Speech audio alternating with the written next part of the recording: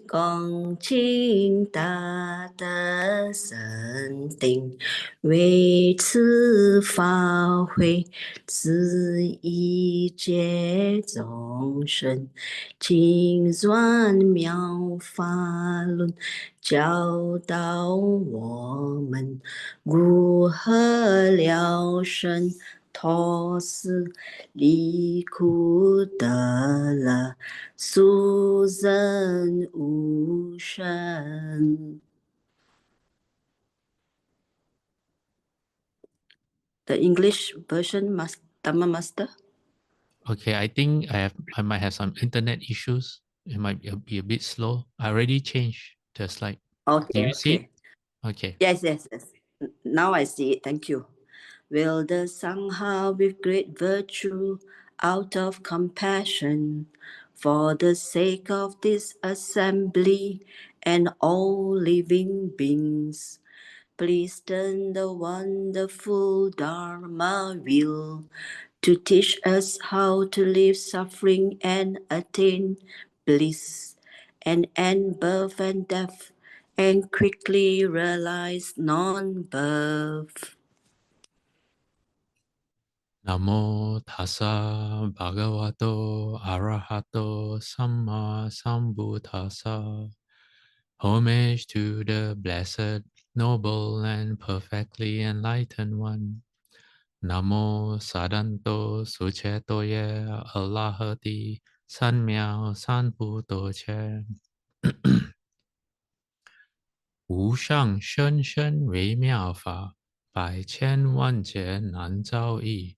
我今见闻得受持，愿解如来真实义。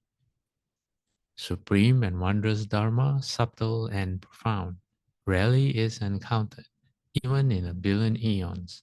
But now we see and hear it and accept it reverently. May we truly understand the Buddha's actual meaning.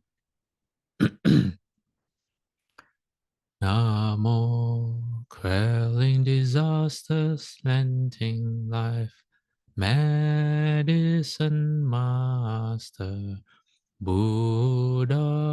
Namo, quelling disasters, lending life, Medicine Master Buddha. Namo, quelling disasters, lending life, Medicine Master Buddha. Namo, quelling disasters, lending life, Medicine Master Buddha. Namo, quelling disasters, lending life, Medicine Master Buddha. Namo, quelling disasters, lending life, Medicine Master Buddha. Namo, quelling disasters, lending life, Medicine Master Buddha. Medicine Master does come one.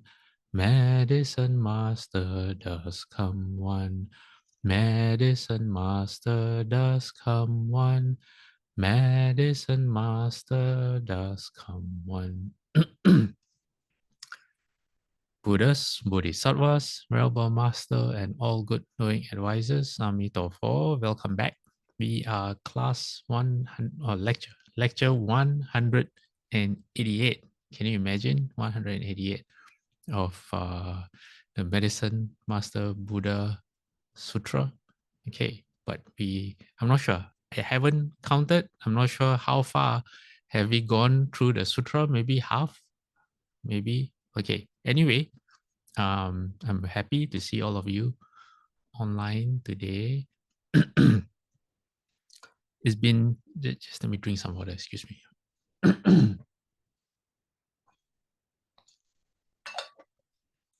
Okay, so it's been some time since we actually read through the sutra itself, because right now we are in the part on making offerings and getting how you say, your wishes or your prayers answered through making different kinds of types of blessings. Sorry, different types of offerings through and then the corresponding blessings that you get. And so I've been taking this opportunity to look at the cause and effect. Okay, how does karma work when it comes to making offerings?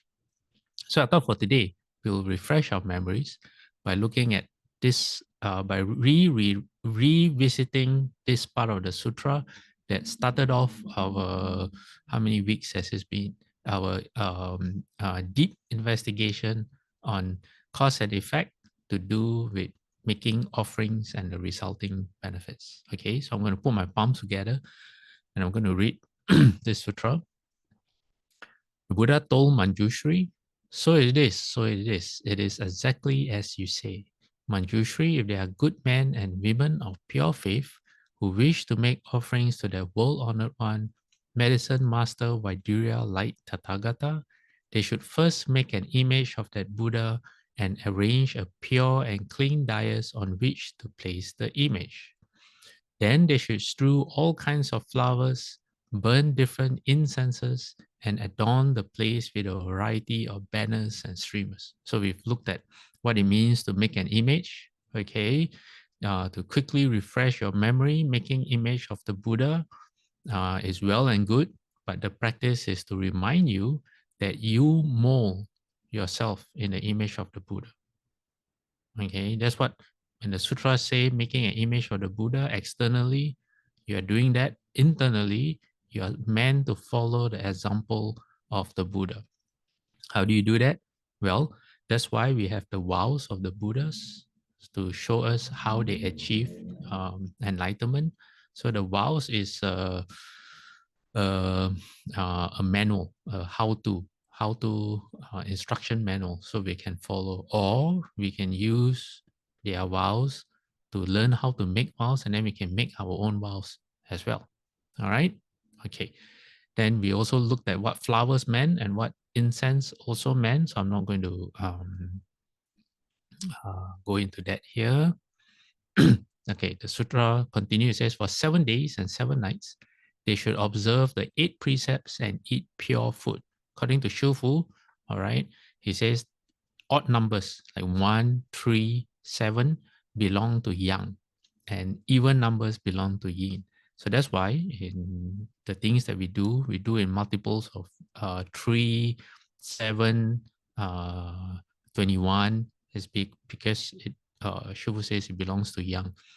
So then the sutra says, having bathed under clean and fragrant, they should put on clean clothes. Their mind should be undefiled, without thoughts of anger and malice. Toward all sentient beings, they should cherish thoughts of benevolence, peace, kindness, compassion, joy, giving, and equanimity. All right. And then the Buddha says, playing musical instruments and singing praises, they should circumambulate clockwise around the Buddha's image. Moreover, they should recall the merit and virtue of their Tathagata's past vows.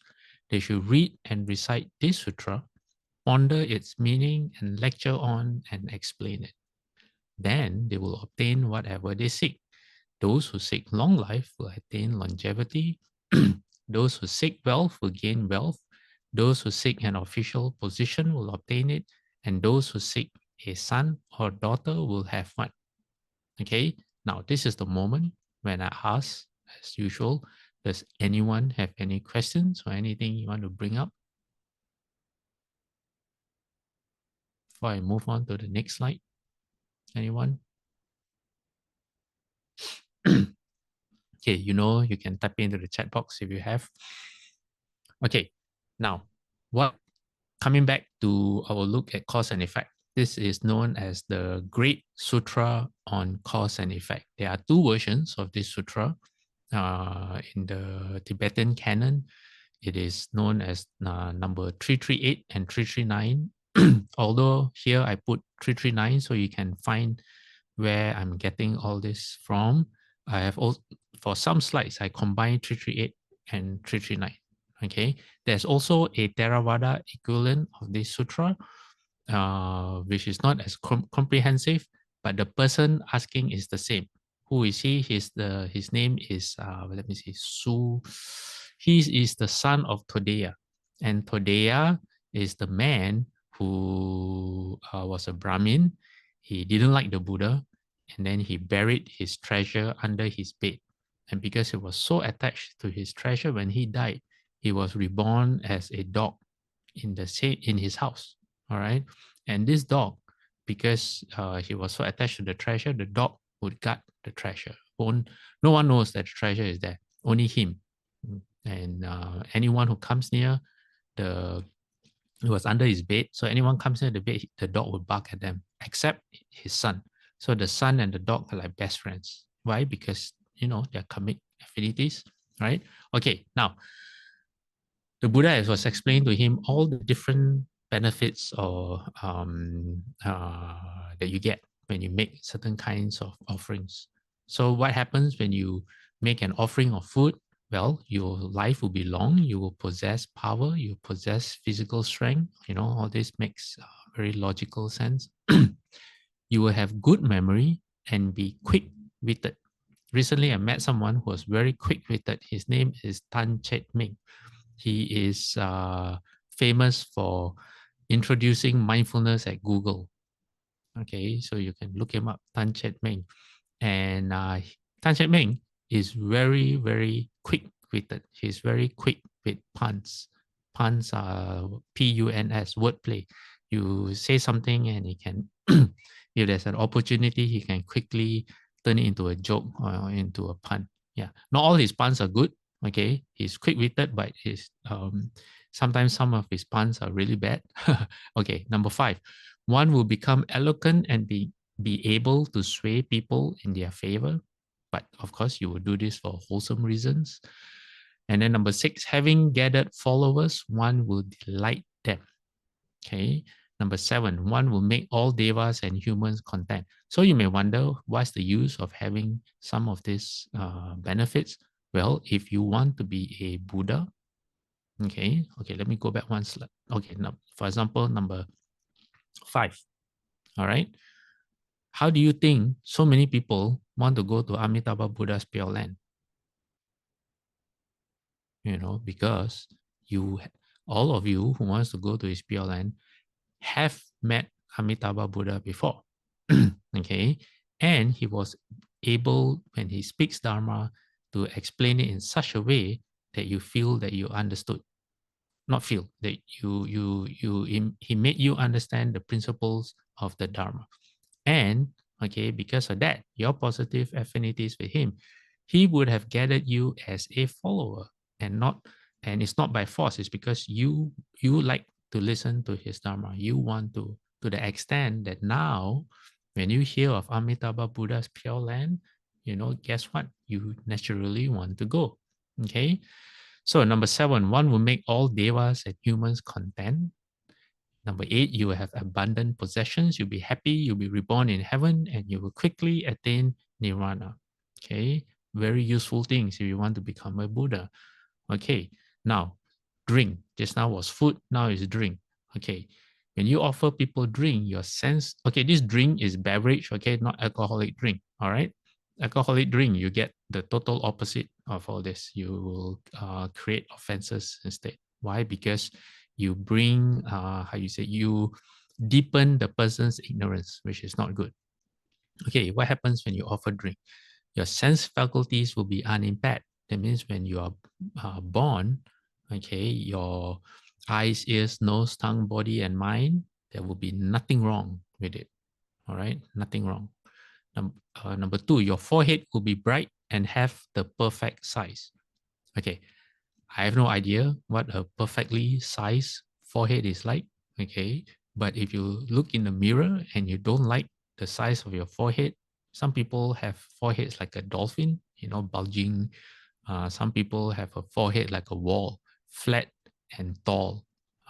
If you don't like your forehead, now you know what to do. Okay, you better offer people drink. Number 3, your face will always will be as if smiling. That means you have a pleasant face, okay? And your words will delight all. Number 4, your mind will be supple. That means easy for you to learn new things and you're not attached to views. You're open-minded. And also you can change your bad habits, all right? Your ego won't get in the way. Number 5, you will have little thirst, okay? Number 6, when you are thirsty, you will always be able to get drink. So you won't be thirsty for long. Number 7, you won't be reborn as a ghost, very important.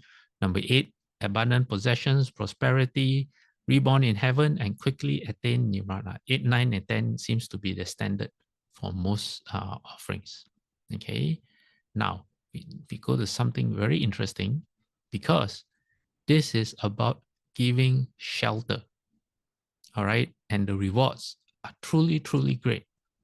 All right, now I've combined the two sutras into one here because it's slightly different.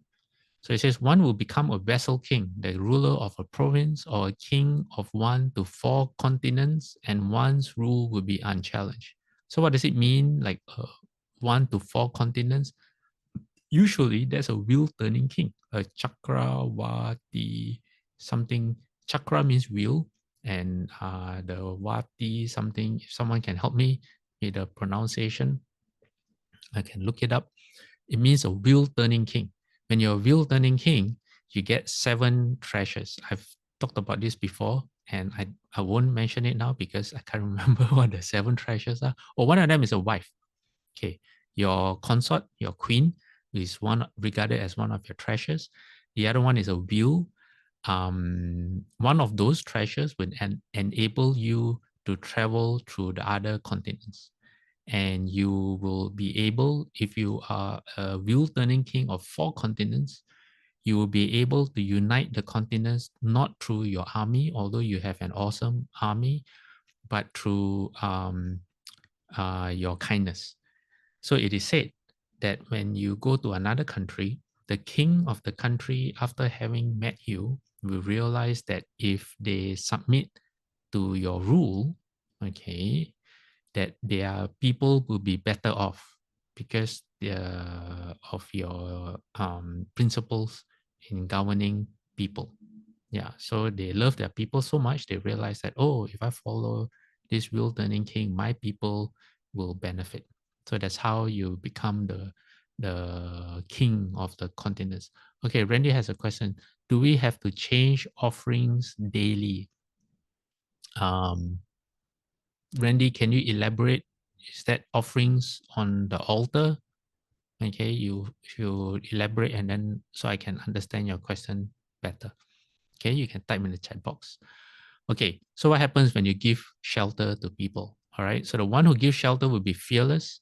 You will obtain very soft mats and clothes. One will obtain the 5 objects of sensual pleasures of gods and humans. That means whatever you see, hear, touch, smell, and taste. All right.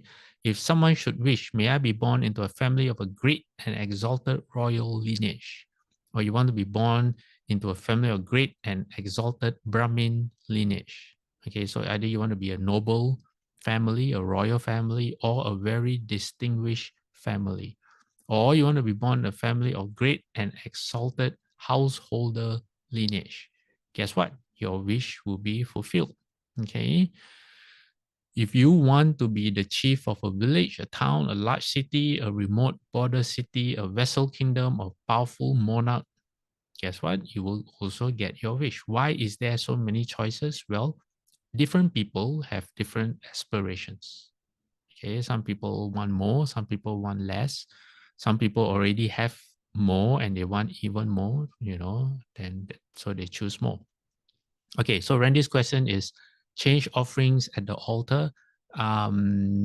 It Well, if it's food offerings, which usually it is, then what happens is before you eat, you make the offering, and then you can consume the offerings after that. So that would be temporary. And then you don't have to place new offerings every day, but whenever you get something new, you can offer it to the Buddha first because if you take the Bodhisattva precepts, that's what you do. Okay, you don't have to make offerings every day, but usually people eat every day, right? So that would be a good time, a good opportunity to make offerings, but you just have to do it once a day. Any time you receive something new or you go and buy something new, that would be a good opportunity to make offerings to the Buddha as well. Okay, all right. Then if if it's something not edible, like a decoration thing, or you can that one you can leave it on the altar. Okay, you can use your what you think is right. Okay, there's no right or wrong. It's the heart when you make the offering. Okay, now says if you wish to be born having equal status with the devas belonging to the retinue of the four great kings, that means you want to be born in that heaven, or you want to be born in the heaven higher than that, heaven of the 33, or the Yama heaven, or the heaven of joy, or the heaven of delighting in animations, or the heaven of mastery over others' animations. Well, if you give shelter and you give it right, that means your heart is full of loving kindness. All right, you have compassion, and most importantly, you give with thoughts of renunciation. Then as you give, you are generating proper merit. Okay, then your wish will be fulfilled. Then if you wish to have equal status, okay, so if the sixth desire happens, you feel not good enough, okay, you want to go to the higher heavens. So you want to go to Brahma's retinue, or Brahma's ministers, or great Brahma heaven, or the limited radius heaven, the boundless radius heaven, okay, any of those heavens, all right, then your wish will be fulfilled. Or, okay, you tell yourself, the form heavens, which are these heavens of the four dhyanas that we just looked at, is still not good enough for you. All right, you want to aim to even a purer heaven, the formless heavens. Well, these four heavens, the sphere of infinity of space, of infinity of consciousness, of nothingness, and of neither perception nor non-perception, well, your wish will be fulfilled. But, okay, but there's a huge gap between just offering shelter and offering and being able to make it to those heavens. Why? Because to get to those heavens, you need some serious kung fu in your meditation. Okay, like for example, the heaven of the four dhyanas, you need to be able to access the dhyanas as you meditate to get to the heaven. Or it's not wishful thinking. So what happens? How does it work? By giving shelter, you can get to the heaven. All right, I'll tell you the story of Queen Visakha. Who is Queen Visakha? Queen Visakha is known as the chief patroness of the Buddha. That means of all the Buddha's lay women disciples, she is the one who has supported the Buddha and the monks, the nuns, and the triple jewel. She's the one who has supported the triple jewel the most. Okay. Now one day she asked the Buddha for a favor. And the Buddha, she said, she said, oh Buddha, can you grant me 8 boons? 8 boons means like 8 treasures to be given away to monastics. So the Buddha said, okay, what do you want?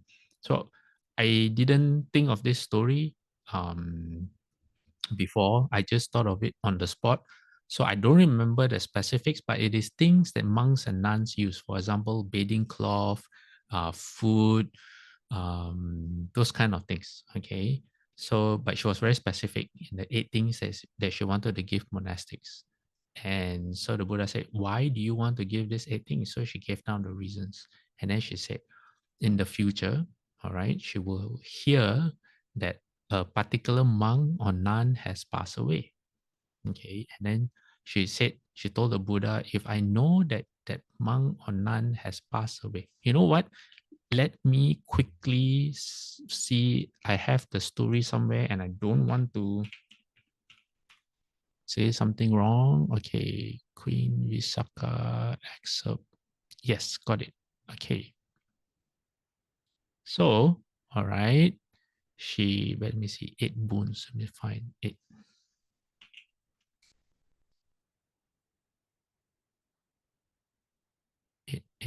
Okay, found it.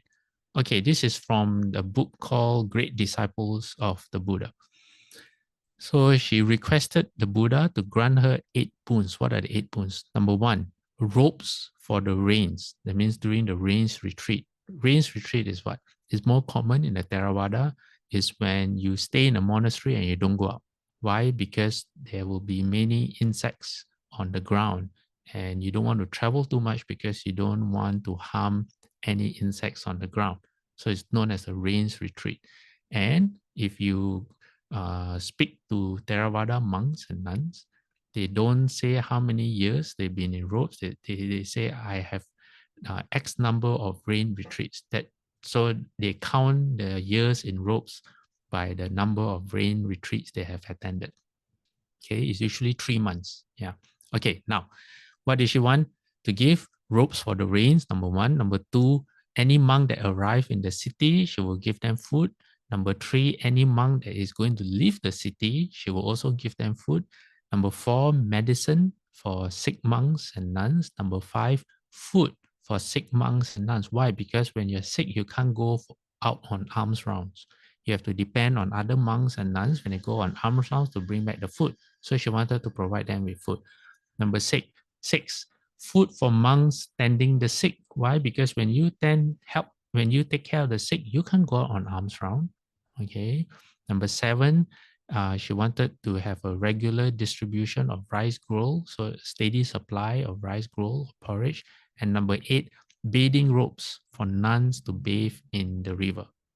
Okay, so the Buddha asked her, oh, why do you want to give these 8 specific things? So she gave her reasons. She said some monks had been forced to walk half naked in the rain to preserve their robes and were thus mistaken for naked ascetics.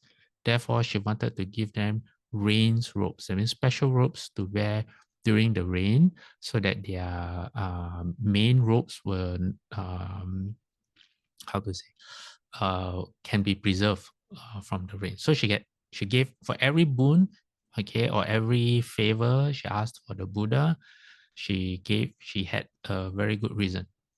Okay. Then the Buddha said, but why do you want the the she said okay, the Buddha said, I should just read instead of trying to be too smart. Okay, so the Buddha said, okay, these are the external benefits of her wishes. But what inner benefits was she expecting?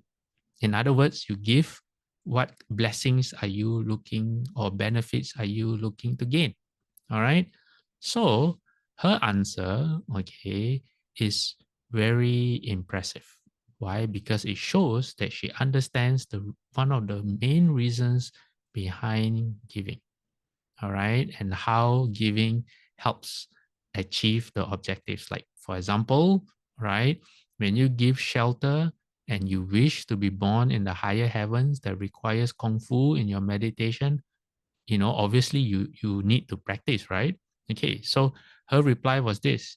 She said, when she says, bhikkhus who have spent the rains in different regions will come to Savatthi to see the Blessed One. They will approach the Blessed One and question him thus, Lord, the bhikkhu named so and so has died. What is his destination? What is his rebirth? Okay, so she says that monks will come and see the Buddha. They will come to Savatthi to see the Buddha, and they will report to the Buddha, oh, Buddha, one of your disciples, my fellow monk has passed away. And then, because naturally people are curious, they always want to know, so where did he go? Where is his rebirth, right? So she says the Buddha would then explain, okay, this person has attained the fruit of stream entry. That means the first stage arhat or second stage arhat, third stage arhat, or maybe become an arhat, full-fledged arhat. Then she said she will approach the monks and ask the monks, did that monk who passed away ever come to Savatthi? And if the answer is yes, then she will know that definitely this monk has received either a rains cloth or food or medicine, or rice gruel from her. And she says that when she knows this, she will be glad. When she is glad, she will become happy. When her mind is happy, her body will be tranquil. That means relaxed. When the body is tranquil, she will feel pleasure. Pleasure in the sense that when you sit down to meditate, your body feels very soft. It doesn't fight against you. And then when she feels pleasure, the mind will become concentrated. And that, she says, will bring the development of spiritual faculties in her, and also development of spiritual powers and the enlightenment factors. He said, this, Lord, is the benefit I foresee in myself in asking for the 8 boons of the perfect one. You all got that? Okay. Now, what I just told you that she said, right? Let me show you what it is. Let me see, precepts. Okay. Let me show you on screen.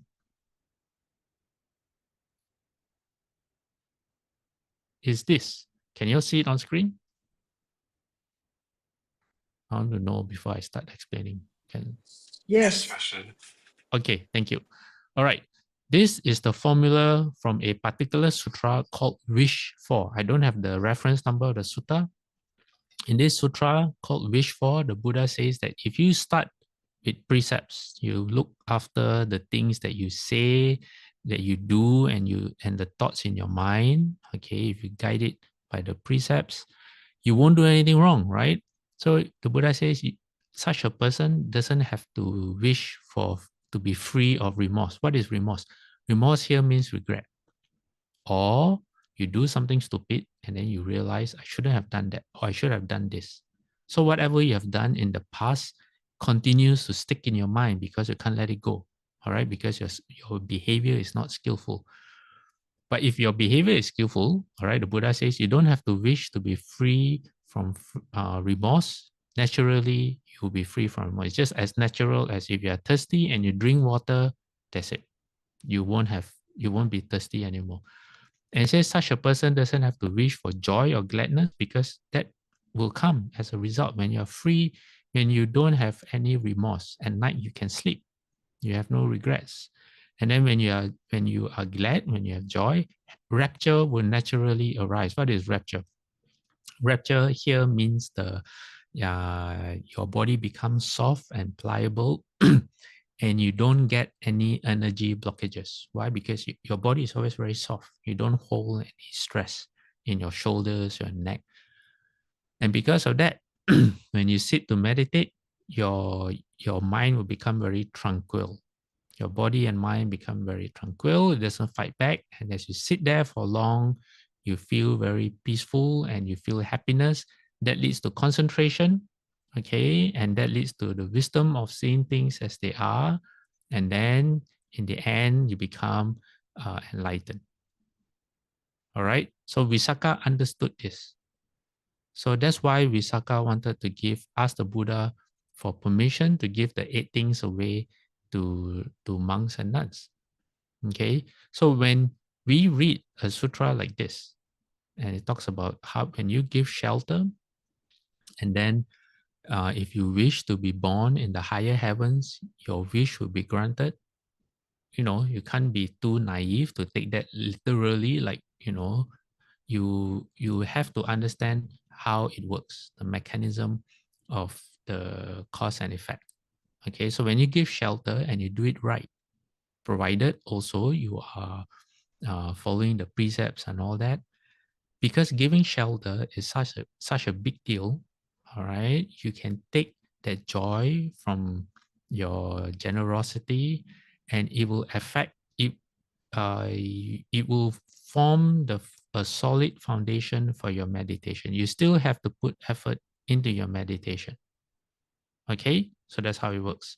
All right, now not only that, not only can you be born in those heavens, if you wish to become a stream enterer, which is a first stage arhat, you want to become a once returner, a non-returner, or an arhat, or even a prachika Buddha, then this wish will be fulfilled. Okay, so now you know, okay, it requires a lot of hard work, but if you can give and you can give shelter, then that forms the foundation of your practice. Okay, and if you want to be a Buddha or a Bodhisattva, that's the last sentence. Okay, your wish will be fulfilled too. So giving shelter, very, very important. Okay, so Jackie says that it is the sutra is making a wish. It is from the Anguttara Nikaya 11.2. All right, so AN 11.2. There's a sutra called making a wish. A wish. Thank you, Jackie. Okay, now, okay, this is more for monks. All right. If you become a monk, you enter the path of liberation or monastic renunciation. What will happen? What are the benefits? Okay. Well, you'll be free from attachment and will not hanker after offspring. That means you won't miss having no children. Okay. A spouse, no wife. You know the song by Bob Marley. Is it Bob Marley? No woman, no cry. Yeah, this one. No husband, no wife, no cry. Okay. Although I know the that actual meaning of the song is something else. Okay. For those of you who know. Okay. Anyway, coming back to the sutra, you will not have an attachment to wanting a family, a wife, or a husband, or relatives, riches, and anything that the world offers that can distract you. Okay, you just don't feel like you want all of those things. You'll be free of jealousy. Why? Because other people have things that you don't care about. How can you be jealous? Right? Okay. You'll be free from grasping at one's desires and will strive for virtuous qualities. That becomes your intention. You will delight in dwelling in the forest or in seclusion. That means when you're by yourself, you are fine. You don't feel, because of your practice, you don't feel lonely. You may be alone, but you never feel lonely because in the Mahayana path, everything that you do, you always consider other living beings. If you look at the Pure Conduct chapter in the Avatamsaka Sutra, even from the moment you wake up to the moment you sleep, and in between, putting on your swinging your legs down from the floor, from the bed, putting on your shoes, putting on your clothes, brushing your teeth, washing your face, eating, and so many things to do with eating, washing the bowl, taking a shower, cutting your hair. All right, all those things. There's always a verse for you to contemplate that instead of thinking of yourself, you're always thinking about other living beings and what you can do to help living beings. So you may be alone, but you're never lonely. You have no lonely feelings at all. Okay. Number four, no, that was number four. Number five, you venerate and be devoted to the three jewels because to you, there's nothing more important than that. Number six, one will be free from the state of ignorance. I was just going to say, as a monk, I totally identify with all of this. Then here comes number six, free from the state of ignorance, which, I can't really say that. Okay. Then number seven, one will thoroughly strive for those qualities that cause one to obtain the happy higher realms of existence and avoid those qualities that cause one to fall into the lower realms of existence and avoid Mara's realm. What is Mara's realm? Mara's realm is samsara. Anytime you're under the influence of your eyes, ears, nose, tongue, body, and mind, okay, anytime you still think that your skandhas or the aggregates are the self, you are under Mara's influence. Okay, number 8, one will desire nothing either from devas and men. Okay, you don't wish for heavenly or worldly rewards. Number 9, you will always become a monastic in the Buddha's teaching and practice the Dharma as a noble disciple of the Tathagata. And number 10, after being swiftly liberated from suffering, you will quickly attain nirvana. Okay, not bad. So next time someone asks me, why did I become a monk? You know what? I have 10 good reasons to answer. Okay, now this is also related to leaving home. All right, this is dwelling in seclusion. So you leave behind large crowds and society. That's very true. Now, okay, as a monk, whenever I have the misfortune to go to a place where there are a lot of people, like a shopping center, oh my, I feel so uncomfortable. But before, all right, before as a layperson, it it brought me, it was like the thing to do. Maybe because I had nothing better to do, but going to a shopping mall seems so enjoyable and fulfilling. I don't know. But now it's like a huge torture. Yeah. Number two, you will enjoy complete solitude. Number three, your mind will become focused on meditative absorption. Number four, obstacles will not occur. Number five, one will venerate and aspire to the state of the Buddha.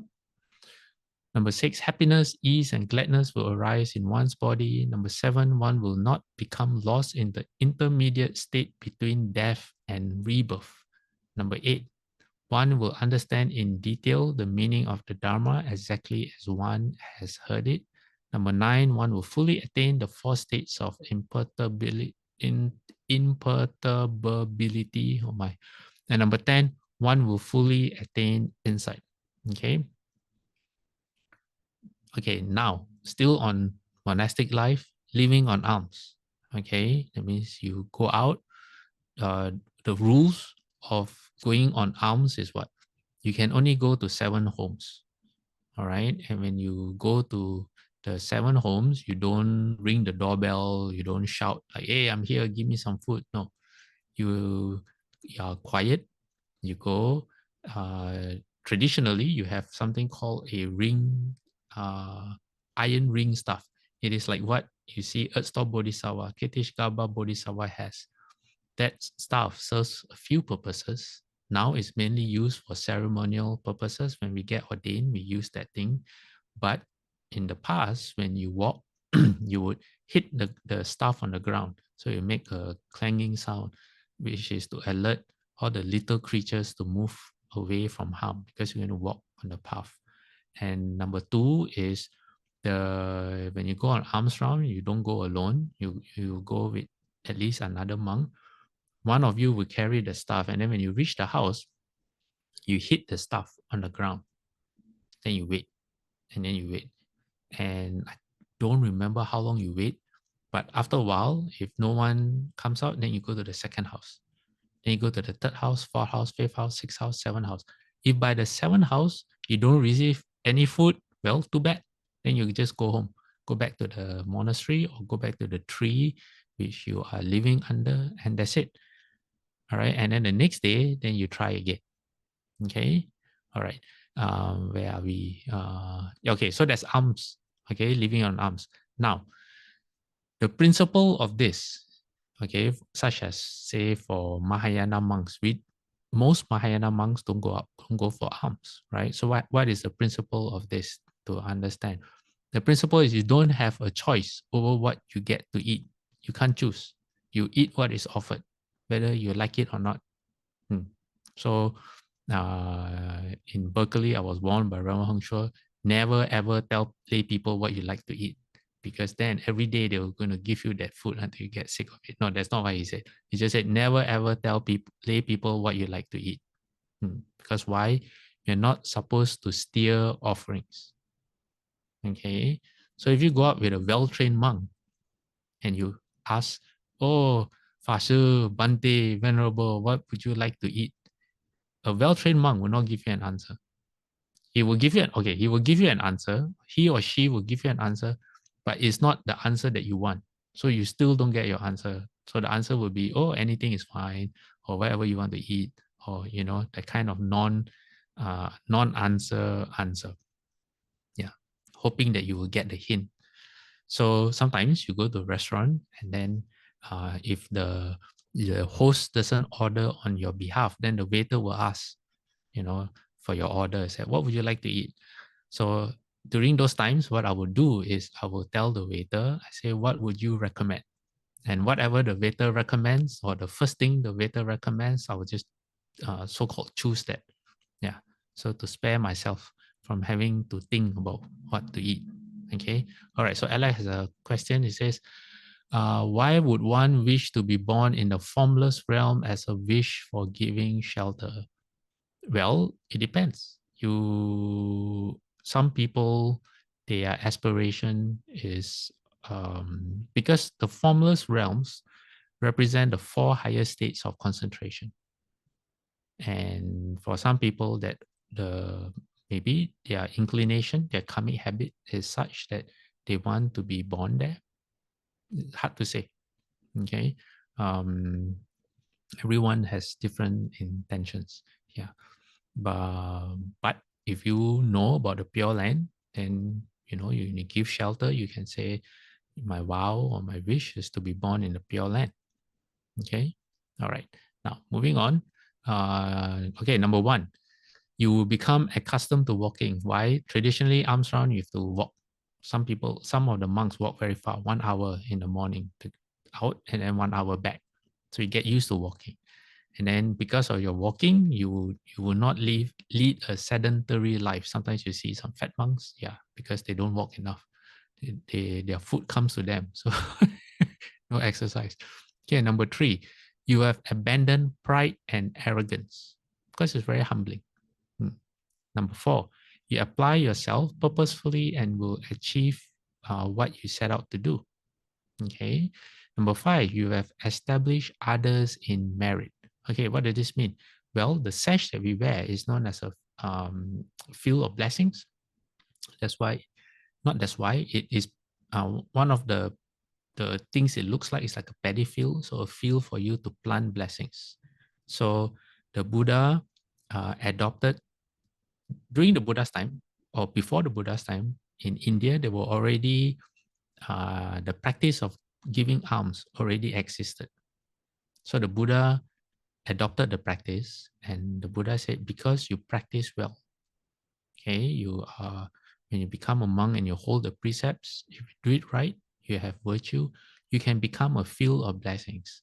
So you give going for alms is giving people an opportunity to plant blessings and merit if they choose to.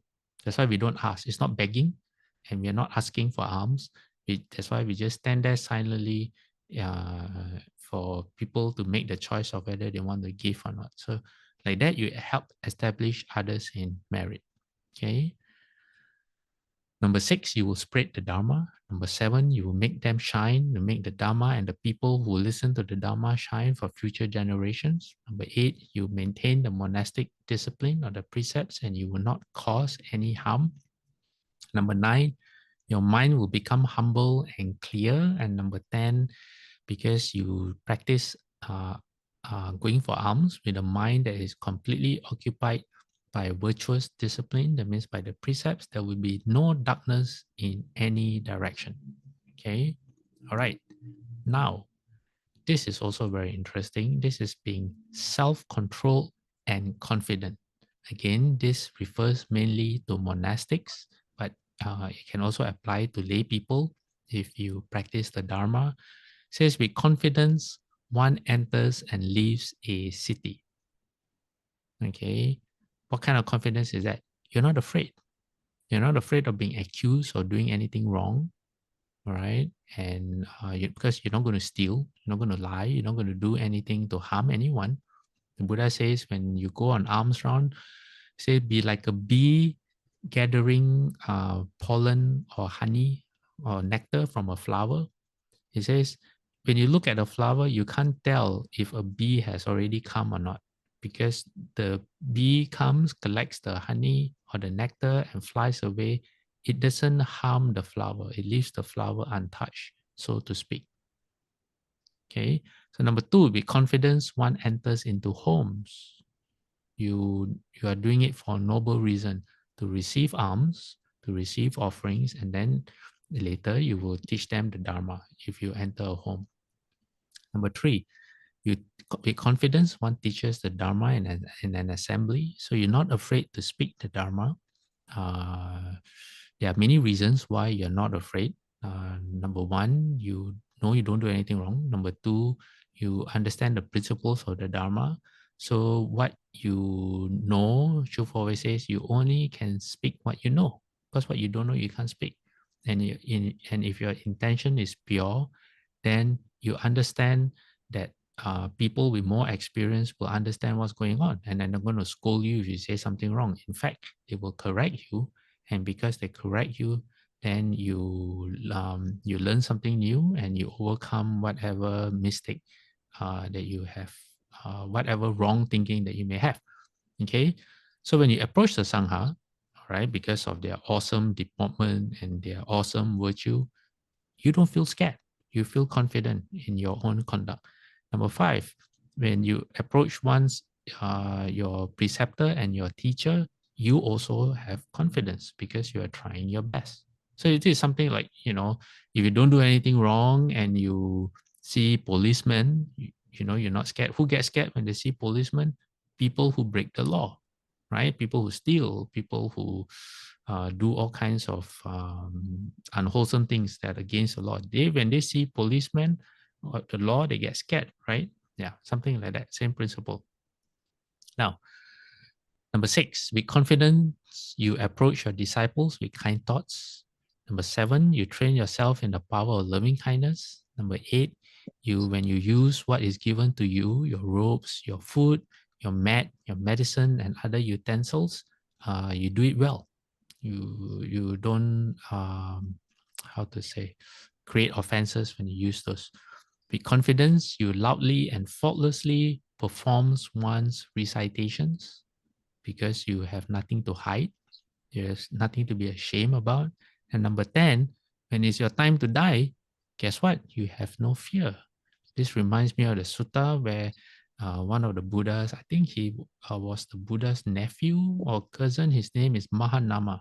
He wasn't a monastic. And Mahanama asked the Buddha, he said, I'm always trying to be mindful of the Buddha. In some sutras, he is a stream enterer. In some other sutras, that's not mentioned.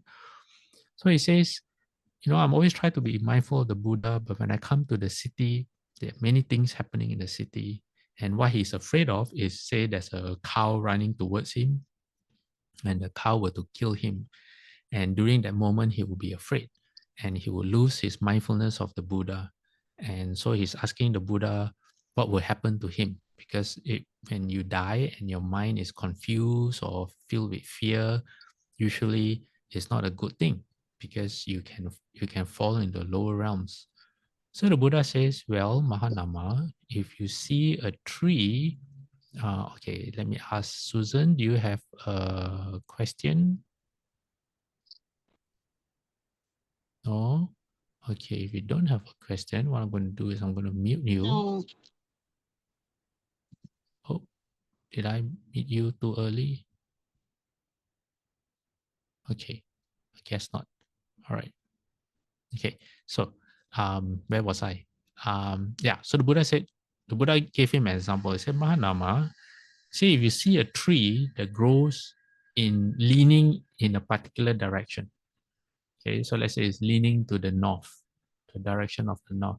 He says, what would happen if, I can't remember if you chop the tree down or if the tree is struck by lightning or something and the tree falls. What would happen? Which direction would the tree fall in? Then Mahanama says, well, it will fall in the direction where the tree leans. Okay, so the Buddha said, so you don't have to worry because your practice has been good and you have constantly practiced in this way. It is like your tree is already leaning that way. So even though at the moment of death, your mind may get confused. I'm paraphrasing, your karmic habits will take over or your vows will take over. So like if you practice the Pure Land all the time, okay, why do we make vows in Pure Land practice? Why do we constantly transfer merit of everything we do to Pure Land? Is to remind ourselves about where we want to go. So when our tree gets cut down, it will fall into the direction of the Pure Land.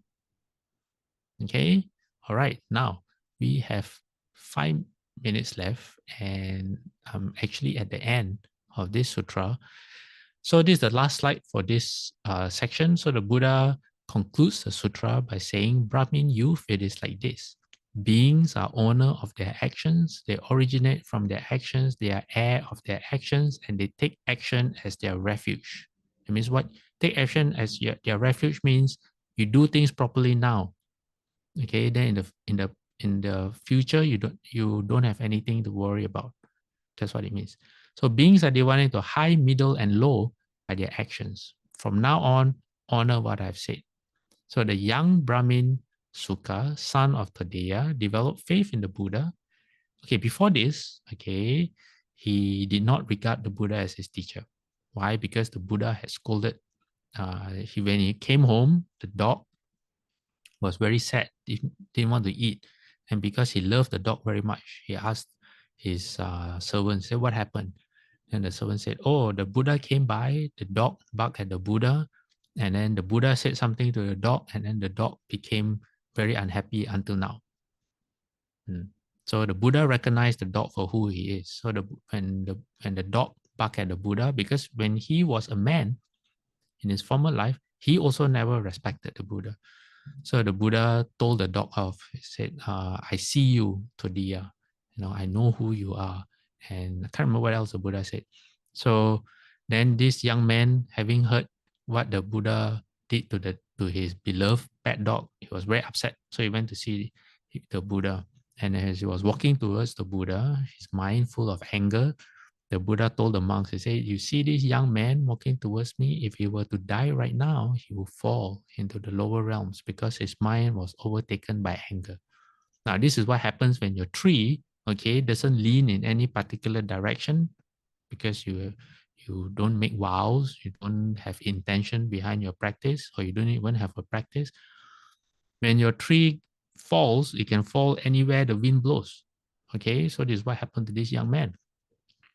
So the Buddha told the young man, he said, okay, if you were to go home now, um, you feed your dog uh, some sweet treat, something like, I think it was the father's favorite dessert or something. And then when the dog falls asleep, you whisper to the dog to show you where the treasure is. So the Buddha revealed all this to the son. And the dog will dig up to show you where the treasure is. So the son thought, oh, okay, if the Buddha is telling the truth, I will finally find my father's treasure. But if the Buddha is lying, then I can expose the Buddha for who he is, because he still wasn't satisfied with the Buddha for scolding his dog. Okay, so he went home, he followed the Buddha's instructions, and sure enough, the dog ate the dessert, fell asleep. He whispered in the dog's ear. The dog, in the daze, like in the dream state, went to dig under the bed, and there was the father's treasure. So now I was very happy. Why? Because now he's rich, more rich than before. So he was walking towards the Buddha, and then the Buddha looked at him, and then the Buddha told the monks, he said, okay, now you see this young man, if he were to die right now, he will go to the heavens. Why? Because his mind is full of joy. So, so after that, he came to the Buddha and he asked the Buddha, why are there so many different kinds of people in this world? Why are some people born with very fortunate lives? Some people are not. Basically, his question, it has to do with his father, because now he believed that the dog was his father in the previous life. Okay, so that's the how this sutra started. Okay, all right. Now, since we have 1-2 more minutes, let me show you what Shufu has to say about making offerings. Okay, wait, before that, let me show you here. Okay, this is Samanta Bhadra Bodhisattva's vows to constantly accord with all beings. Why does he do that? Okay, he says, I accord with all the different kinds of beings such as these by transforming my appearance in a manner that is appropriate to them. So he wants to be your friend. He wants to make you feel comfortable. Whatever you have affinity with, he will assume that form. Okay, this is unconditional. You don't have to be a Buddhist. All right, you can. There's Samanta Bhadra Bodhisattva doesn't operate like we do. Okay, he looks past all appearances. He looks past the form, and he looks at your heart. So he says, I then serve them in many different ways and present them with many different kinds of offerings, just the same as and no differently than if I was revering my parents or serving teachers, elders, arhats, or others up to and including the Tathagata. Can you imagine? Can you imagine someone who sees you for who you can be. He sees the best in you, right? Rather than how normally we see people. But when we look at people, what do we look at? Their success, their career. Are they a good person? Are they a bad person? Right? We look at the level of education. We look at all those things and we treat them according to those things, or we treat them worse. Worse is if you treat them according to what you think you want to get from them, right? But not the bodhisattvas. Okay, the bodhisattva sees you for all your positive qualities and how they can activate those positive qualities in you. All right. So he sees you no different from the people that he respects most in his eyes. Can you imagine being treated by someone who sees you that way? Right. Okay. Now he says, for those suffering from any of the many kinds of illnesses, I serve as an especially good physician. For those who have lost the path, I show them the right road. For those who are in the dark of night, that means no wisdom, I produce illumination. That means it teaches you the Dharma. And for those who are poor, I enable them to find hidden treasure. In this way, the Bodhisattva benefits all beings equally. All right. So they give offerings with a very different mindset. They give offerings to make you have positive affinities with them, to remove your suffering and your afflictions. And once they can make you happy, they can show you the right way to practice. Because if a person is miserable, suffering, when you're sick, it's very hard to practice, right? And that's just sick. What if you have a host of mental issues and you have debts that you owe people and you feel as if the whole world is against you and you can't get out of your problem? How are you going to practice? If you're not happy, how can you wish for the happiness of others, right? So the bodhisattvas, their strategy is they come, they make you happy by giving you the things that they want, right? And they do it in such a way that they make you full of joy because they don't treat you for how other people see you. Okay, they treat you based on what you want and who you could be. Then when you're happy, then they show you the way. Okay, then they teach you how to practice. Okay, all right, now I'm going to quickly end. I know it's time. I'm just going to quickly end with what Shufu says about making offerings. All right. Shufu says, when we make offerings to Buddhas and Bodhisattvas, we should not think that they are as greedy as we are, always hoping someone will invite them for tea or vegetarian meal. Okay, we offer fine incense, fresh flowers, and so forth to show our sincerity. But that doesn't mean the Buddhas and Bodhisattvas enjoy these things. They aren't delighted if we burn incense for them, and they don't get upset if we don't. Okay, that's very important. They don't get upset if we don't. They don't need any of the worldly things that people offer to them. So why make offerings? Well, Shufu says we make such offerings only because we have no other way of showing our sincerity. All right. So when you go to someone's home, some people, they feel that they have to bring something. They can't go empty-handed. Why? Because they feel it is not right. Okay. Some of you are like that. I know. When you go to someone else's home, you feel as if you have to bring something. So it's something like that.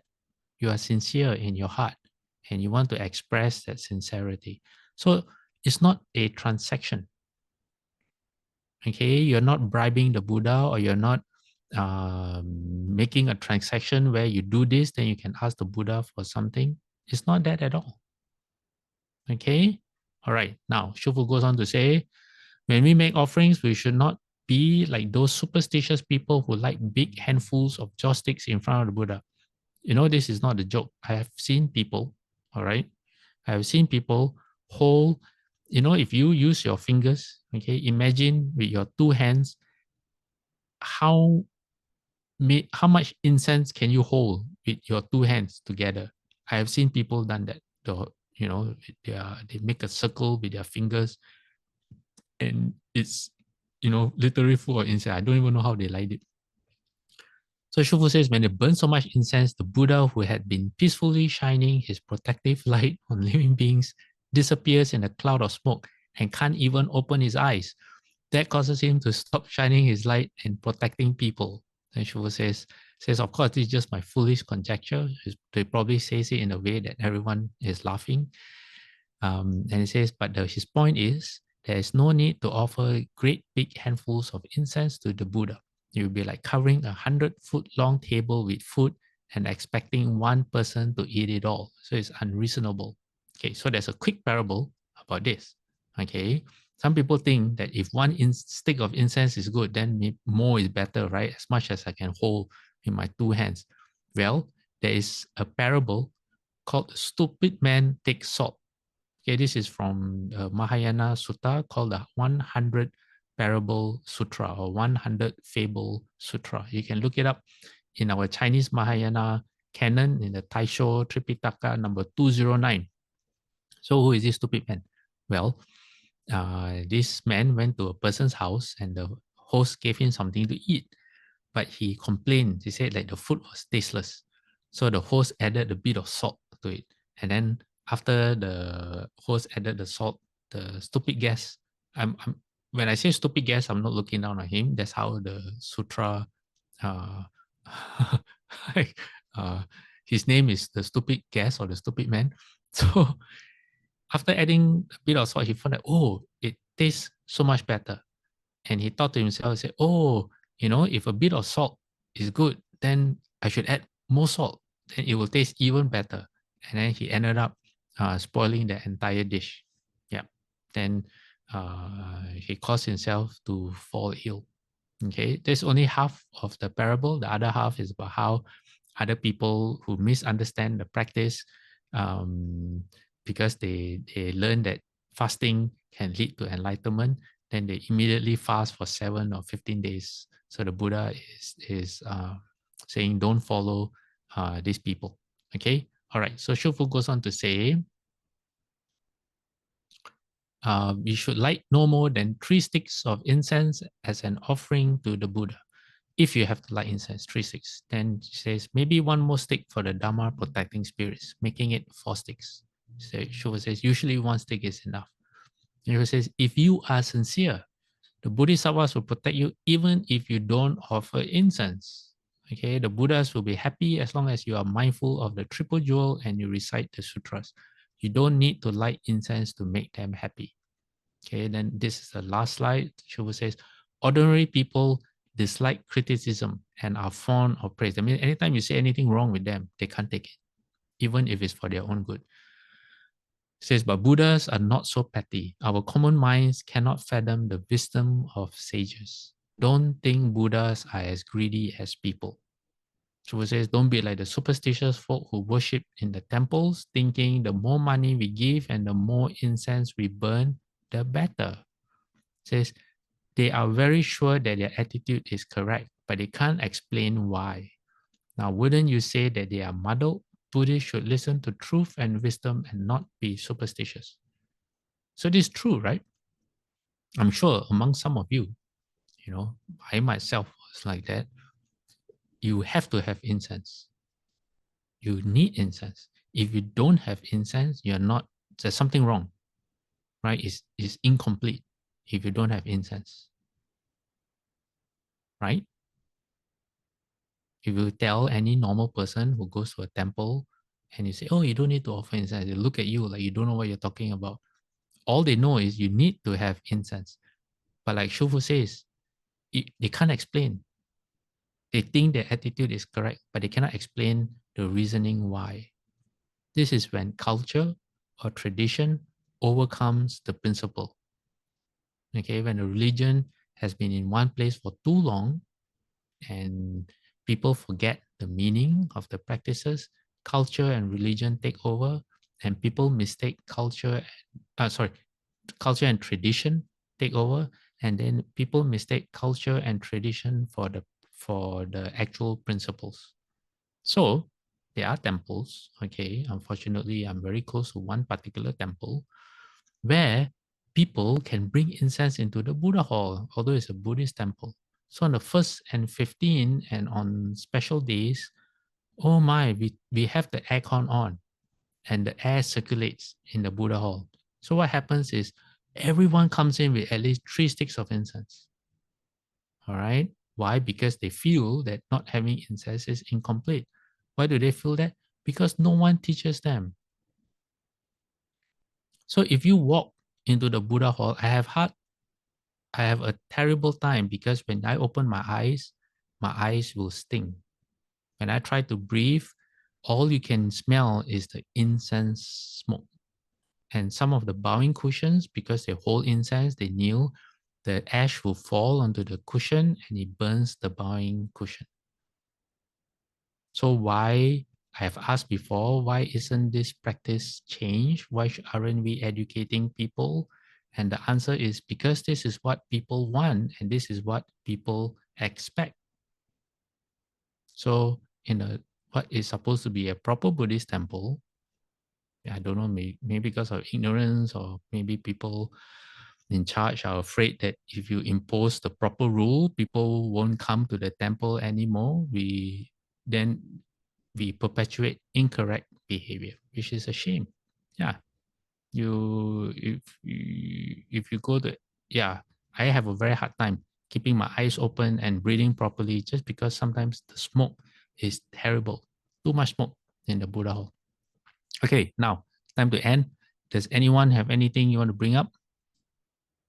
Any questions? So Alec has shared the sutra with Mahanama, and it is the code, the SN 55.22. That's the sutra. Let me show you on screen. The sutra where the Buddha talks about the three.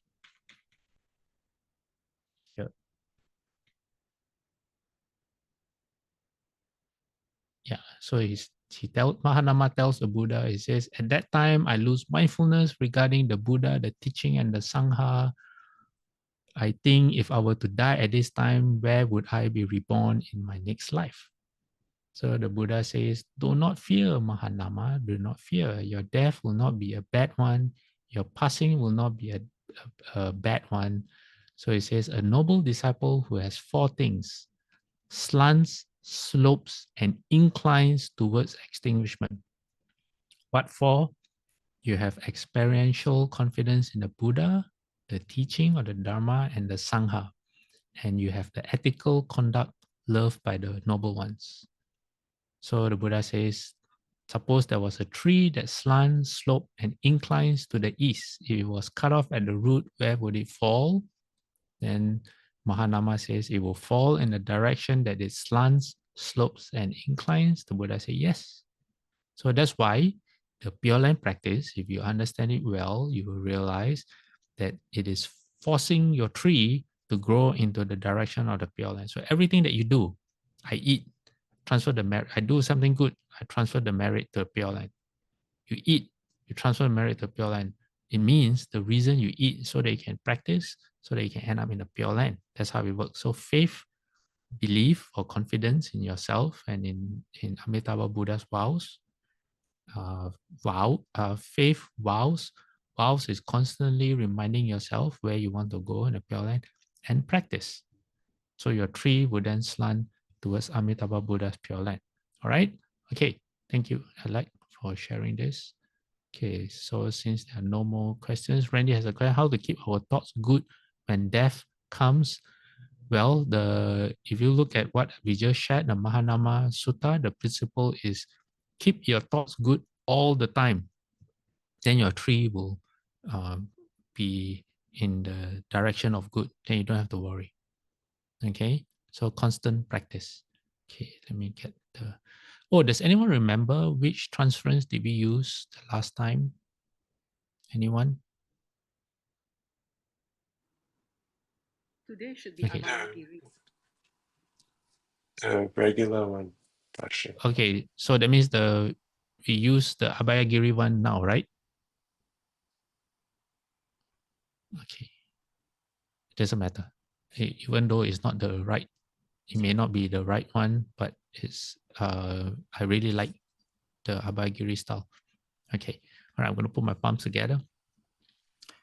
To the goodness that arises from my practice, may my spiritual teachers and guides of great virtue, my mother, my father, and my relatives, the sun and the moon, and all virtuous leaders of the world, may the highest gods and evil forces, celestial beings, guardian spirits of the earth, and the Lord of death, may those who are friendly, indifferent, or hostile, may all beings receive the blessings of my life. May they soon attain the threefold bliss and realize the deathless. Through the goodness that arises from my practice and through this act of sharing, may all desires and attachments quickly cease and all harmful states of mind. Until I realize Nibbana or Nirvana in every kind of birth, may I have an upright mind, in mindfulness and wisdom, austerity and vigor. May the forces of delusion not take hold nor weaken my resolve. The Buddha is my excellent refuge. Unsurpassed is the protection of the Dharma. The solitary Buddha is my noble Lord. The Sangha is my supreme support.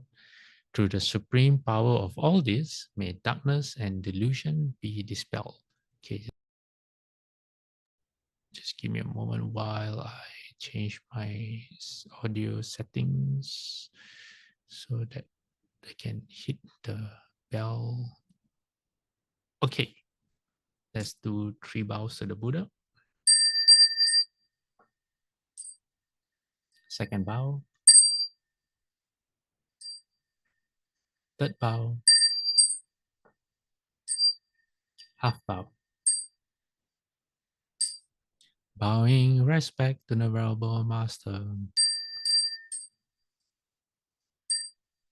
Second bow.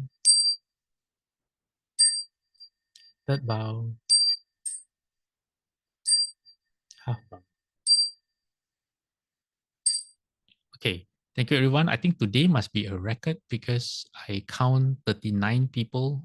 That might include me, 39 people. I don't think so many people have joined before. And then probably next week, some of you are not going to come and then you're going to disappoint me. So please don't disappoint me if you can. Join again next week. Okay. Sorry, All right. Fasil. I won't be able to join for the continuously Sunday night because my working days are going to start then. This You is see, probably the one Sunday that I can attend because my school holidays will be finishing end of this week. you see, I knew it. I knew it. Okay, now mind. All right. Sorry, Okay. Fasil. Okay. So see you all next week. Okay. See you. Bye. Bye bye. Thank you, Fasil. Good night.